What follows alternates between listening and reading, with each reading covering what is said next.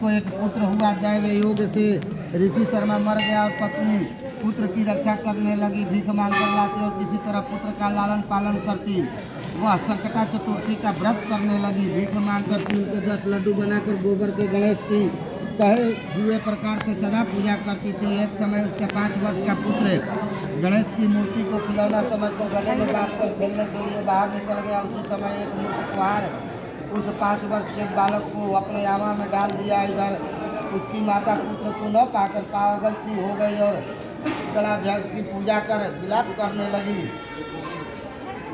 हे गणेश, हे महाकाय, हे जटा समूह शोभायमान, पुत्र दुख से पीड़ित मेरी रक्षा करे। हे अनाथों के नाथ, भक्ता के अभिष्ट वर देने वाले, पुत्र दुख से पीड़ित मेरी रक्षा करे। इस प्रकार आधी रात तक उस बिचारी ने विलाप किया। सवेरा होते ही कुम्हार आमा खोलकर देखता है तो वह 5 वर्ष के बालक को उसी आमा में घुटने तक पानी में खेलता हुआ पाता है।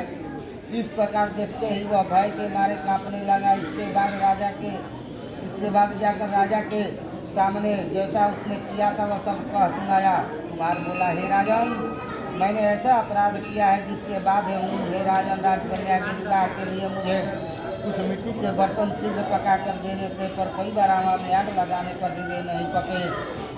तब मैंने जादू टोना जानने वाले किसी एक गुरु के पास जाकर पूछा तो उसने चोरी बालक की बलि देने के लिए कहा। तब बड़ी चिंता उत्पन्न हुई कि जिसके बालक को अग्नि में डाला जाए। जिसके बालक को अग्नि में डालूंगा वह तुरंत ही मुझको काट डालेगा। इस भय से किसी विधवा के लड़के की बलि देने का निश्चय किया और अपनी भार्या को समझा कर कहा कि ऋषि शर्मा नाम का ब्राह्मण मर गया है,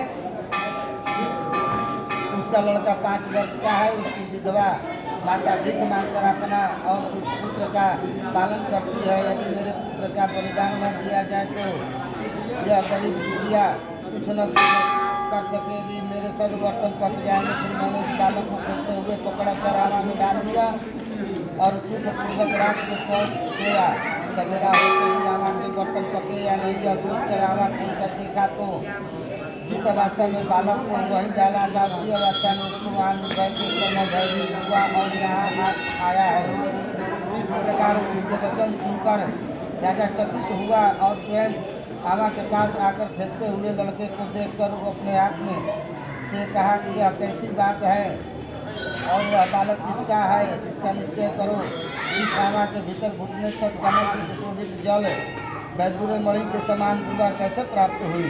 इस दरिद्र बालक को न दाह है, न सुधा है, न शिक्षा है, न घर की तरह निर्भय होकर यहाँ खेल रहा है। राजा के इतना कहने पर रोती कलपती हुआ ब्राह्मणी भी वहाँ आ पहुँची और बालक को देखकर उसे उठाकर छाती से लगाया, चुंबन किया और रोती कलपती हुई राजा के आगे बैठ गई। राजा हरिश्चंद्र बोले, हे ब्राह्मणी अग्नि ने इस बालक को क्यों नहीं जलाया? क्या तो कोई टोटका जानती है अथवा कोई उग्र तप किया है?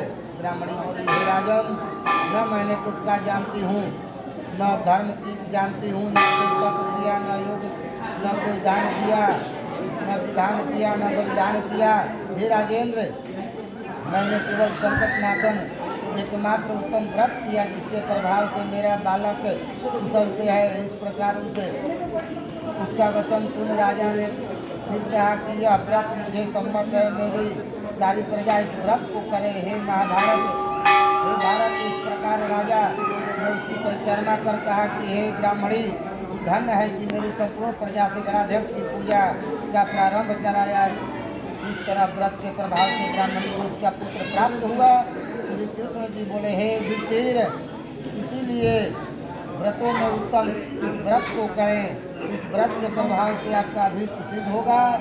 हे राजन, जो कोई समस्त सिद्धि को देने वाले इस व्रत को करता है उसका गया हुआ राजनीति तथा पुत्र आदि समस्त सुख पुनः प्राप्त होता है। इसी श्री स्कंद पुराण संकट चतुर्थी व्रत कथा समाप्त। बोलिए गणेश भगवान की जय, बजरंगबली महाराज की जय।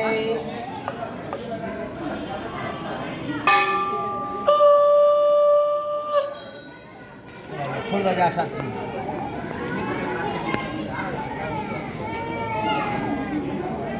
आरती खत्म किया।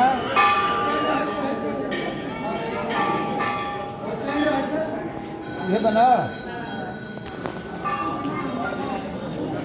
बनी भेगुआ वाला उठा ली। उठावा जा, खड़ा होकर जा,